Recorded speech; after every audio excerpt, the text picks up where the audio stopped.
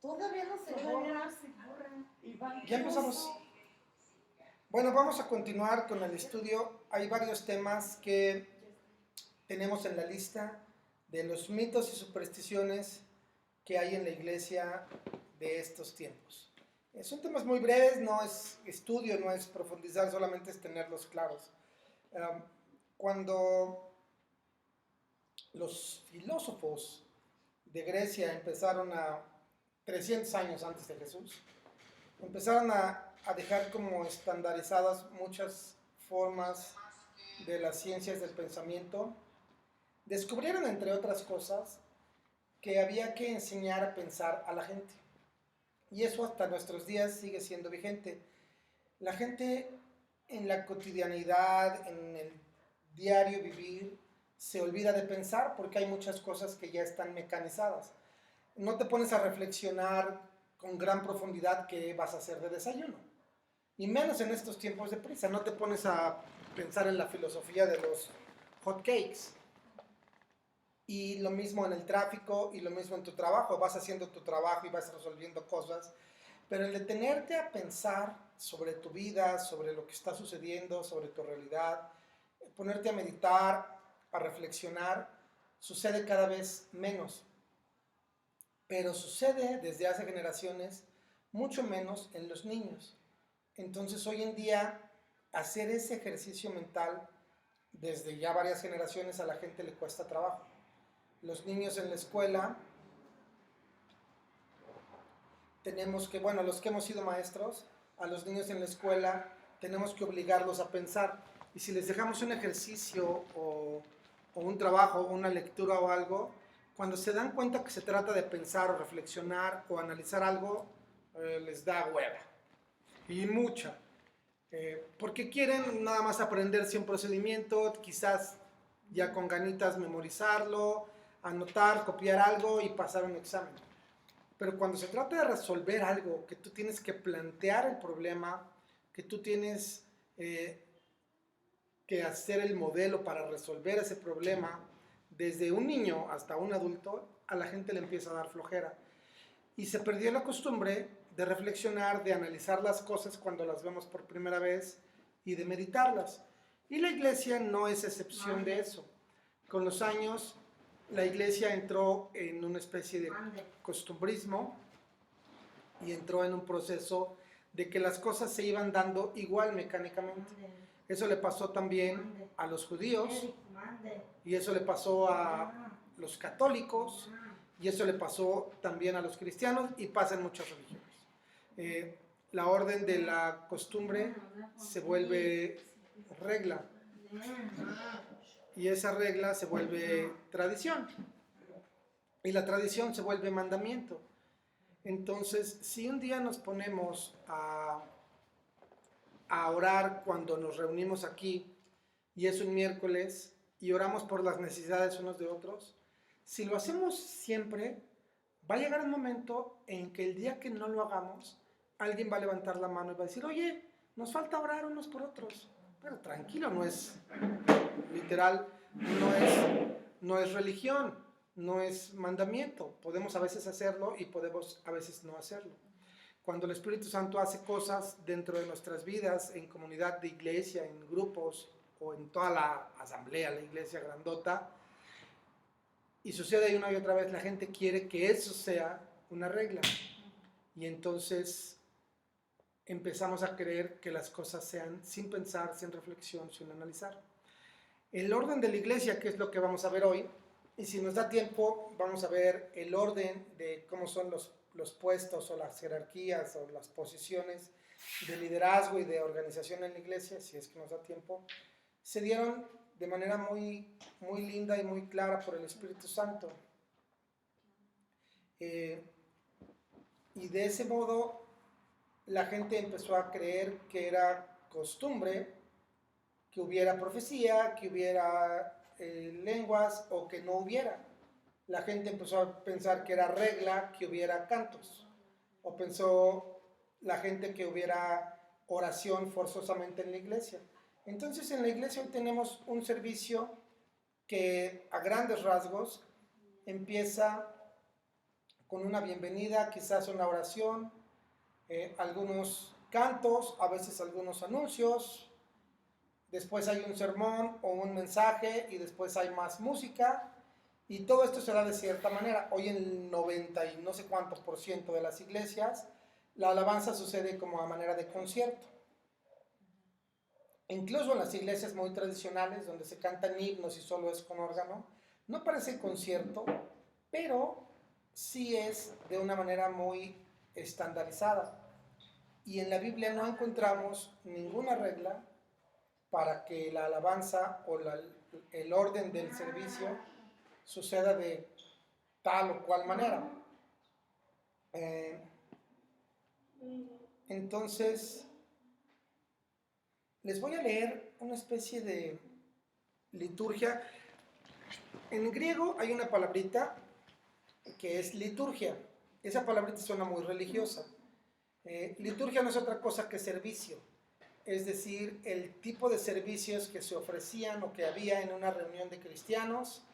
¿Se acuerdan que leímos en Hechos de los Apóstoles que los apóstoles decían, oigan, cada vez que nos juntamos, aquí comemos, hay familias, hay niños, hay ancianos, hay familias de todo tipo, los gordos, los flacos, y nosotros normalmente, que somos los líderes de esto, atendemos a la gente, y si hay alguna vianda, alguna comida, pues la atendemos, o si hay agua, o si hay vino, o si hay lo que sea, y nos convertimos en meseros y dejamos de atender lo importante que era la palabra de Dios. Así que vamos a nombrar servidores que sean parte de este servicio. Esa palabrita era liturgia y a los servidores se les decía liturgos o algo parecido, porque mi pronunciación del griego puede ser fatal.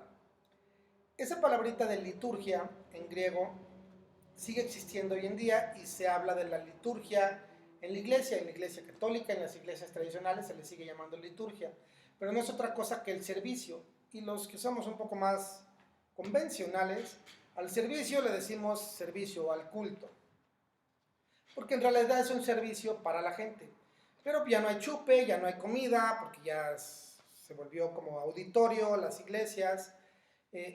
Y hablando de ponernos a pensar y a reflexionar las cosas, si hacemos pausa y hacemos el ejercicio, aunque nos dé flojera, de pensar y analizar por qué suceden de esa manera las cosas en la iglesia, podemos encontrar enseñanzas muy valiosas, porque vamos a encontrar que no hay mandamiento ni regla de parte de Dios para hacer las cosas de una o de otra manera.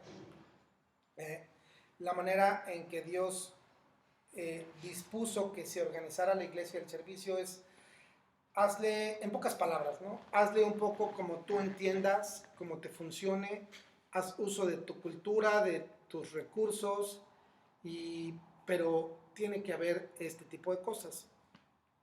Entonces,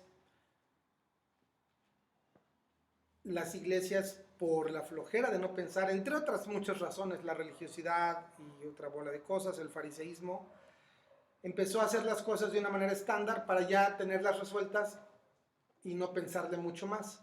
Pero a veces hay necesidad, por ejemplo, como en este tipo de reuniones en donde oramos unos por otros.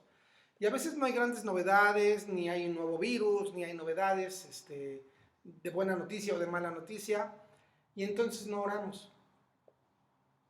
Y eso está lindo. A veces se nos ocurre que venimos como que muy contentos y tenemos ganas de celebrar y cantar juntos, y lo podemos hacer. Pero si lo hiciéramos siempre, empezaría a dar flojera, empezaría a ser más cómodo hacer un servicio más organizado. Y si la gente nueva que va llegando pregunta, oigan, ¿por qué a veces esto y por qué a veces lo otro? Y para evitarnos esa explicación y ese conflicto, mejor acabaríamos haciéndolo siempre de una misma manera.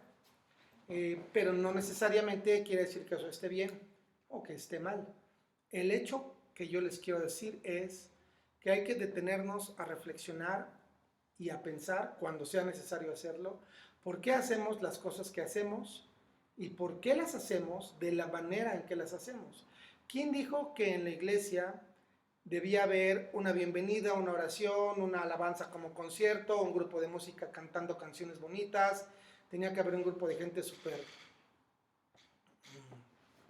emocionada, levantando las manos, otros llorando, etc. Y después tenía que haber un predicador tirando un mensaje y después todos tenían que ovacionar y después tenían que seguir una regla de cómo despedirse, cómo entrar, cómo salir y así. Hoy en día el 99% de los servicios de las iglesias cristianas evangélicas son de esa manera. Les voy a leer, a ver si les suena familiar, una lista de una liturgia o un orden que es como el orden muy estándar de un tipo de servicio. Y ustedes a ver si le atinan, o los que ven en video lo pueden ir pensando. En la entrada hay un canto. Y generalmente es un canto alegre, con gozo, y se refieren este tipo de cantos a los atributos de Dios. Que Dios es bueno, Dios es grande, Dios es maravilloso, de alabanza. Después hay una bendición, si es una ocasión especial. Y después hay una declaración para el pueblo, o la iglesia o la asamblea, Dios es esto y nosotros somos esto. Después, estoy generalizando mucho como para adivinanza, ¿no? Después hay una lectura de un salmo. Después todos se ponen de pie y el acto de que todos se ponen de pie tiene un nombrecito. Después hay una lectura de las escrituras, obviamente. Después hay un pequeño sermón o una predicación o un mensaje. Después hay una bendición del líder o sacerdote o pastor o como le quieran llamar. Y si hay una ocasión también especial o alguna cosa, al final hay vino y pueden comer algo. ¿De qué estoy hablando? ¿Alguna idea? ¿O a qué les suena familiar?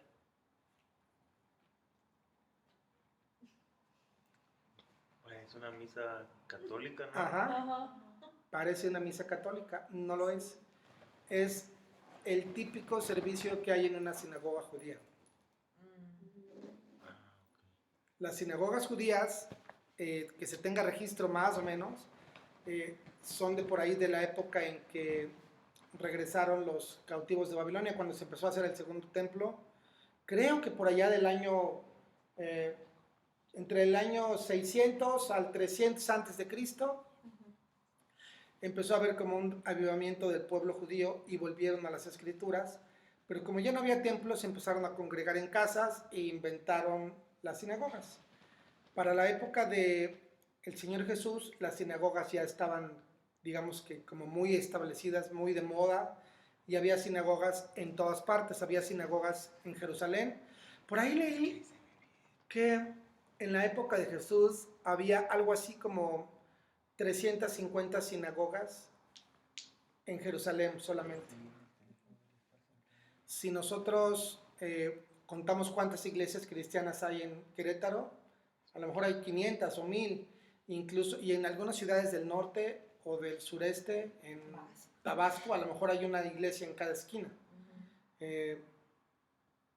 Y bueno, es un servicio judío y se parece mucho a una misa católica. La misa católica es una herencia, el orden de la liturgia o del servicio es una herencia de las sinagogas judías. Y algunos cristianos evangélicos como nosotros, como hoy en día de muchos tipos, creen que el orden del servicio que tenemos nosotros, que ya les expliqué, el del pastor, la predicación, la alabanza y todo, es una herencia también del servicio de las sinagogas judías de la época de Pablo y de los apóstoles. No necesariamente, que yo sepa, no hay tanta evidencia histórica de eso, pero aún así, si así fuera, que no lo es, claramente no lo es, nadie dijo que así debía ser un servicio o una reunión de gente que se considera el pueblo de Dios, vaya, de hijos de Dios. Es decir, Dios no puso reglas específicas de a qué hora se levante el diezmo, y a qué hora es la alabanza, y a qué hora son los anuncios, y a qué hora los niños van a la escuelita dominical, y todas esas cosas. Hoy eso se ha vuelto un estándar que en estos momentos ya no es un estándar que funcione tanto, organizacionalmente funciona muy bien, pero la iglesia está perdiendo entre todo ese buen funcionamiento la posibilidad de ser un lugar de amor y de abrigo y de la parte humana que deberíamos ofrecer, porque se ha vuelto muy estándar muy cuadrada, muy rígida, súper rigurosa, en algunas partes es horrible. A mí una vez me sacaron de una iglesia hace mucho, no voy a decir el nombre porque en Calacuaya se enojan, pero hay una iglesia grande en México y yo me salí furioso 2 veces de esa iglesia. La segunda dije, en mi vida vuelvo, porque entre otras cosas estábamos buscando iglesia, mi esposa o ex esposa, y pues, en nuestra ignorancia nunca habíamos ido. Ellos no sabían si nosotros éramos cristianos, paganos, si saliendo de ahí nos atropellaba un camión nos íbamos al infierno y era nuestra última oportunidad de salvarnos o qué. Pero ahí son bancas grandes como tipo iglesia católica. Yo llegué y me puse hasta atrás para no molestar a nadie y me senté en la orilla porque tenía un hijo chiquito que daba mucha lata y pasarse de una banca de en medio y molestar a todo el pasillo era incómodo. Entonces me puse en la orilla y me puse hasta atrás. No, señor, no se puede sentar aquí porque se tienen que ir en orden. Y eso me cae muy gordo, pero dije, bueno, así son los cristianos. Y me bajé a donde me dijeron. Cuando me bajé, me volví a poner a la orilla y llegó un tipo súper déspota y me dijo, ¿sabes qué? Estás en mi lugar y tú no puedes estar ahí. Y le dije, perdóname, no sabía que era tu lugar, pero yo no me voy a sentar en medio de la fila porque este escuincle va a estar queriéndose salir. Y tampoco me dejaron entrar a la escuelita y tampoco sé cómo es y tampoco lo quiero mandar porque está muy chiquito. Entonces, por eso quiero estar cerca de la orilla y por eso me fui hasta atrás. Pues no, te friegas y aquí vas a hacer lo que yo digo y ese tipo de cosas. Es un extremo, no es quiere decir que así sean todas las iglesias, ni siquiera esa iglesia. A lo mejor me tocó la mala suerte de que había un amargado. El hecho es que esa rigidez, lejos de convertirse en un lugar de amor y de cobijo y de rescate para las personas, en especial nuevas, se vuelve un mundo que aborreces y que no quieres volver a saber nada. Y así como este testimonio, tengo miles de historias en todas las iglesias en donde la rigidez se volvió como la de los fariseos o saduceos, que lejos de tener amor, tenían una religiosidad tan extrema que asustaban y ahuyentaban a la gente que quería acercarse a Dios. Y decía, hay de ustedes fariseos porque bloquean la puerta y ustedes no entran y tampoco dejan entrar a los demás al reino de Dios. Jesús les criticó todo eso todo el tiempo. Y cuando Jesús dejó su iglesia establecida, hizo algo muy lindo, que fue no decir cómo iba a ser la iglesia. Es decir, no les dejó reglas. Tienen que empezar el servicio a las 11 de la mañana, y luego los niños, y luego esto, y luego otro. Sus eventos y sus asambleas eran en el campo, en la sinagoga, en el cerro, en el lago, en la lancha, en donde fuera. Y había niños llorando, había niños latosos, había mamás queriendo opinar y había de todo. Pero como quiera, entre el Señor, sus discípulos, los apóstoles y los más cercanos, tenían todo en orden. A los pobres se les ayudaba, tenían una tesorería, tenían organizada más o menos cómo le iban a hacer para comer, y cuando eso se salía de orden y se volvió extremo, el Señor un día sintió compasión por ellos y les dio de comer a todos. 2 veces sucedió eso. Algo muy lindo que hizo el Señor Jesús fue no dejar reglas de cómo iba a ser su propia iglesia, que es su propia esposa o el equivalente a su propia esposa. Entonces al final Dios hizo lo mismo que hizo con su pueblo en la antigüedad. Hay un pasaje que no sé si me voy a acordar, pero creo que es Primera de Crónicas 6. Igual y ni lo busque porque luego me sale una ridiculez y nada más hago el oso. Pero a ver si es... No, les dije que no iba a ser. No, 16, a ver. ¿Crónicas? Sí, Primera de Crónicas 16.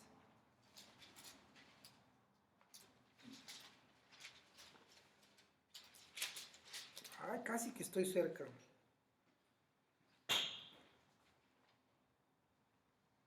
Sí, bueno, no es 16. Primera de Crónicas 17. Llega el profeta Natán, como hablándole de parte de Dios al rey David, ya que había organizado justamente esto.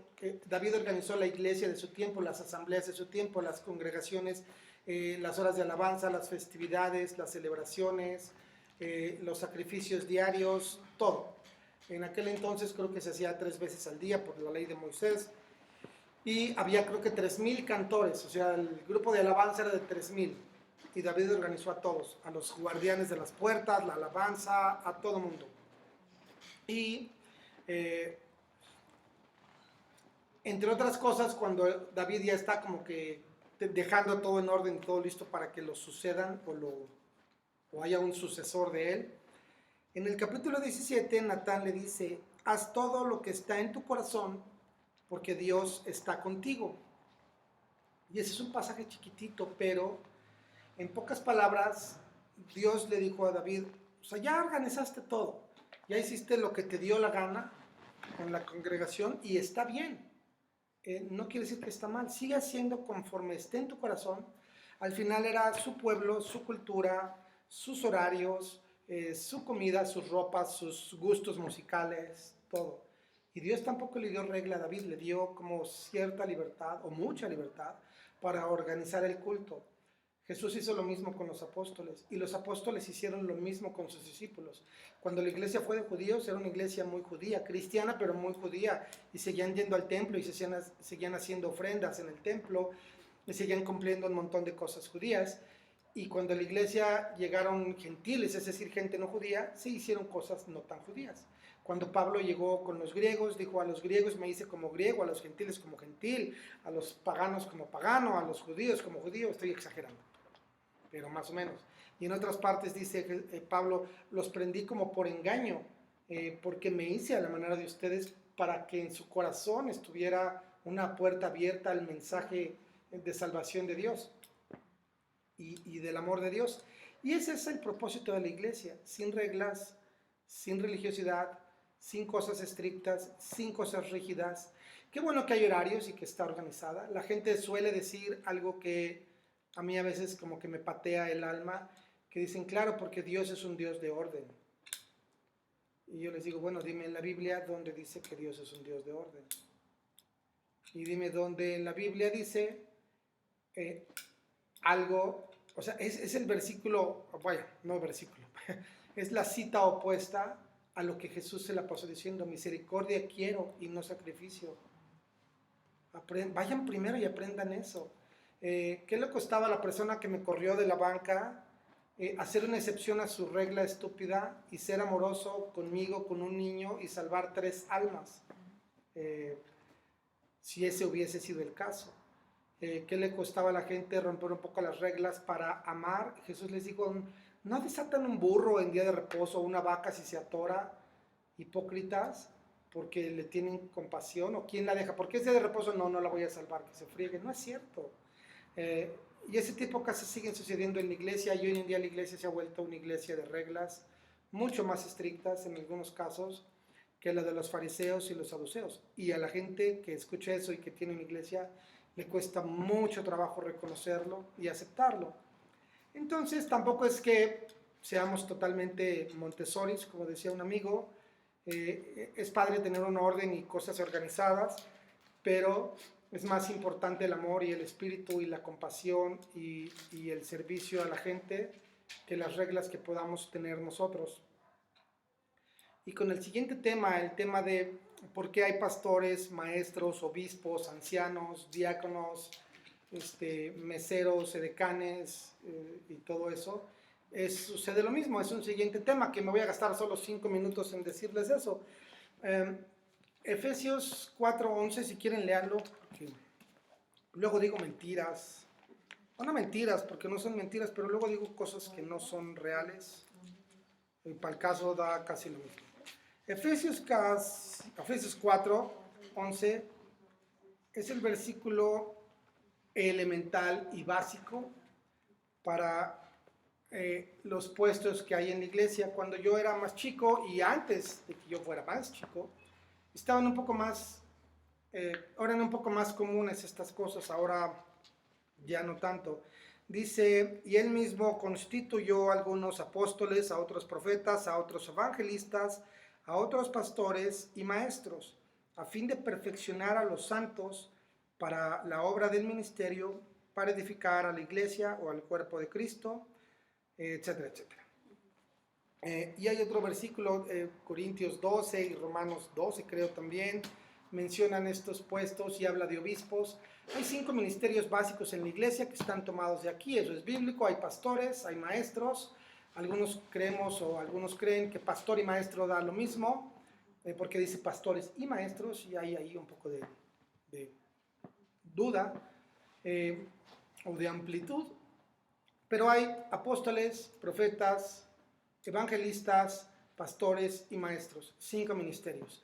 Algunos también consideramos que ya no hay apóstoles. Vaya, sí los hay en la vida real y en la vida práctica hay apóstoles, pero yo no conozco a ningún apóstol que sea de verdad apóstol y se haga llamar a sí mismo apóstol. Pero sí conozco un montón de tipos medio chafas y exagerados y vanidosos y algunos charlatanes y algunos que se hacen llamar apóstoles, y la verdad es que suena ridículo. Si lo fueras, yo creo que tendrías la estatura y la humildad para no llamarte apóstol. O sea, cuando mucho díganme pastor, pero más bien díganme Pancho, Pedro, Juan o como me llamo. O ya colgado hermano Joaquín o hermano el que sea, ¿no? Suele ser que a más vanidad y a menos espiritualidad la gente quiere tener más títulos y cargos y reconocimiento y cosas ridículas. Y caen en eso que decía el Señor Jesús: no os hagáis llamar a vosotros mismos maestro. Maestro solo hay alguno. Vean a los fariseos y a los saduceos, que aman que la gente les hable con respeto y tengan un título casi nobiliario. Ustedes no, con ustedes no va a ser así. El menor de ustedes va a ser el servidor. El que más sirve, el más gato, ese es el chido. Y así aprendieron los pastores a comportarse y así enseñaron a sus discípulos.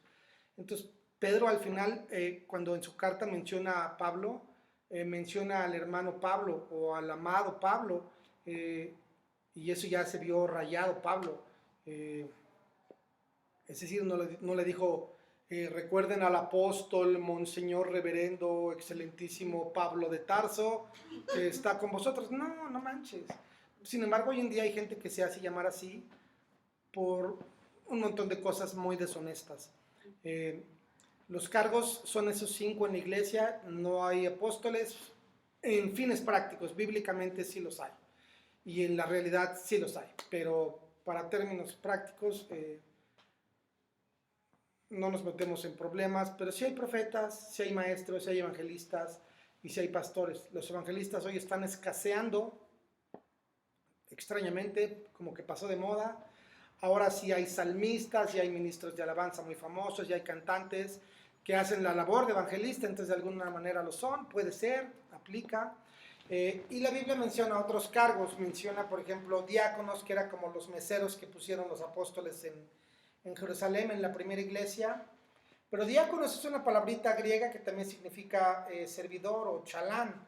Entonces, cuando vemos esto de los 4 ministerios de Efesios, a los ministros, por lo menos en Corintios, donde menciona los dones y los ministerios y operaciones y otras cosas, a los ministros vemos que en realidad se les llama diáconos.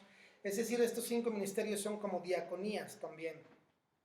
La Biblia también menciona ancianos, y que es como los ancianos, no los más rucos de edad necesariamente, sino los más maduros, los más perfeccionados en la fe, en la espiritualidad, no necesariamente de edad.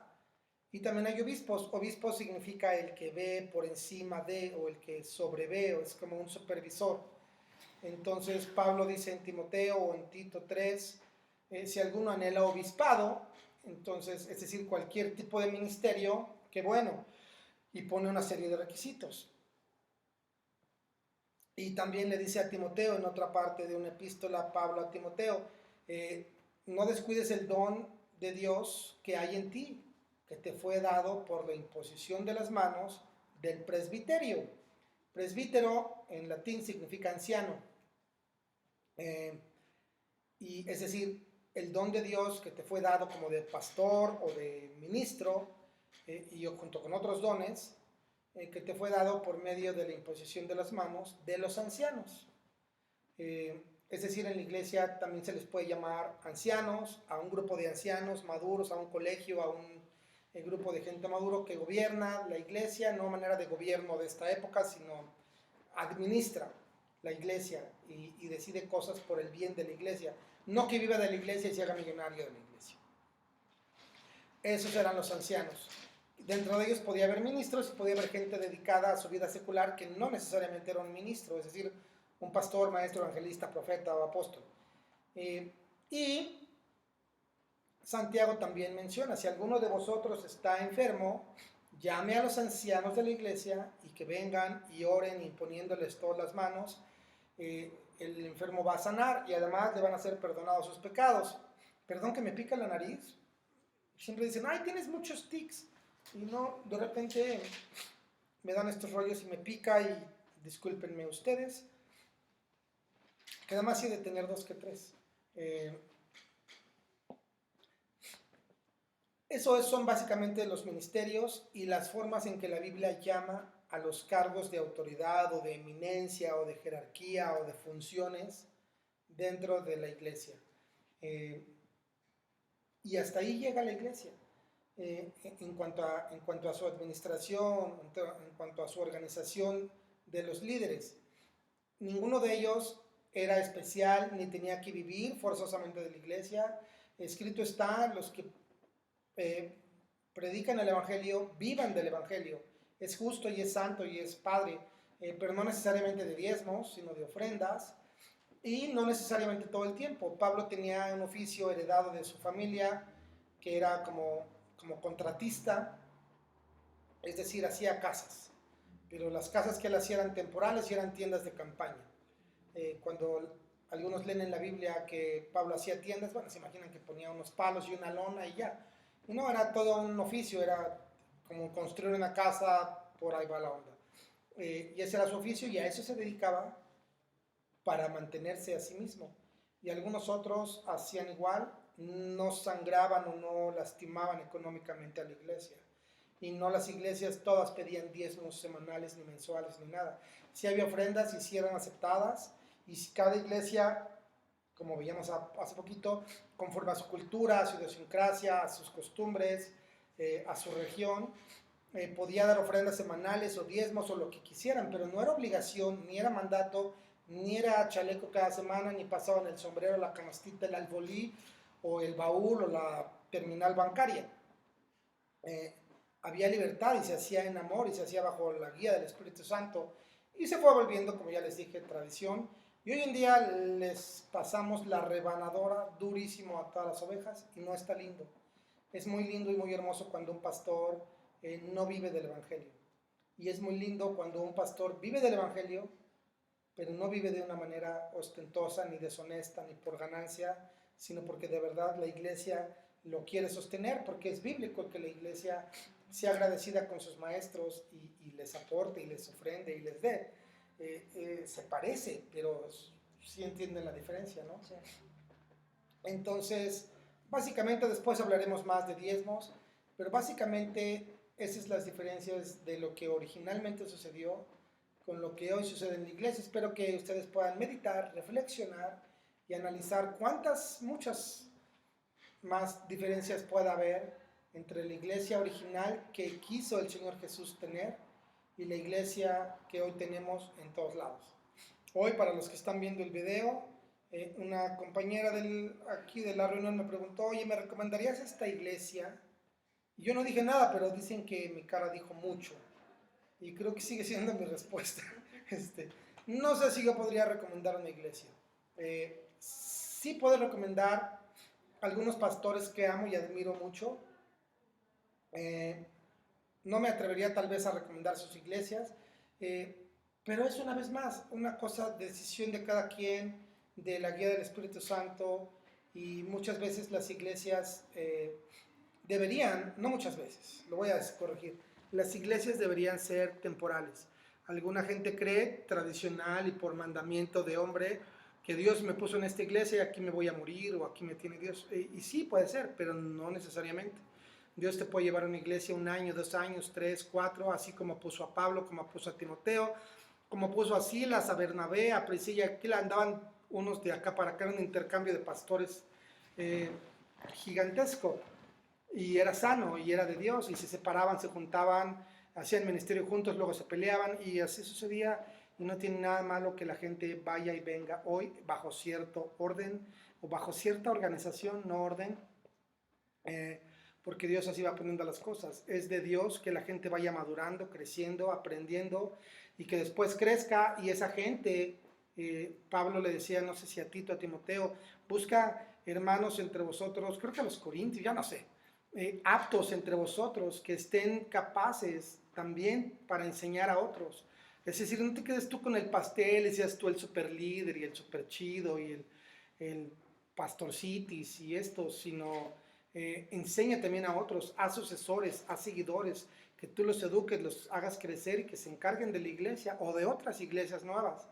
Entonces, si ustedes crecen y después tienen una iglesia, gloria a Dios, o un estudio, o un grupo de amigos o de amigas que toman café y oran y leen la Biblia juntos, o un ministerio de dar de comer a los pobres en la noche, o lo que sea, es de Dios. La iglesia es dinámica, es para eso, para que crezca y se mueva y sea de bendición al mundo y sea un lugar de amor, sea el lugar de amor de Dios, el lugar donde el mundo sin Cristo, donde este mundo secular, perdido sin esperanza, puede encontrar esperanza y puede encontrar dirección y puede encontrar una comunión con el Dios verdadero, que sí existe, pero los hombres le han cerrado la puerta a los otros hombres y entonces creen que Dios no existe, que hay solo religiones, que todas buscan beneficio y no, Dios está ahí detrás esperando que su propio pueblo sea como Él es, lleno de amor, lleno de misericordia, lleno de bendición, que por contienda o por vanagloria, como sea, en el peor de los casos, pero Cristo se ha predicado y el Evangelio se ha predicado y la gente se salve y la gente crezca y a su vez impregne a más gente del amor de Dios. Y ya. Pícale ahí, amén. Gracias. Gracias. Les mando abrazos a todos, nos vemos la semana que entra, perdónenme porque hablo mucho. Ya no supe si